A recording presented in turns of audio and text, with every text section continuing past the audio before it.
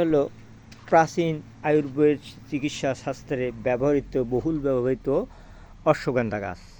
এর প্রাচীন আয়ুর্বেদের জনপ্রিয় আয়ুর্বেদীয় ঔষধি গাছ।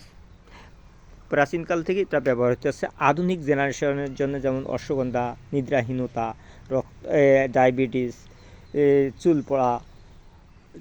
চুল পড়া, ত্বকের সজীবতা বৃদ্ধি অনেক কাজে লাগে। এতে আছে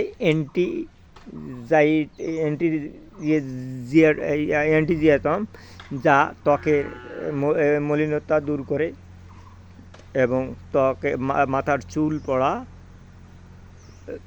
রোধ করে। এটা সেই অশ্বগন্ধা গাছের ফুলটাও দেখতে সুন্দর। এর গুঁড়া পরিমাণ মতো খেলে এর সুফলটা পাওয়া যাবে। বিশেষ করে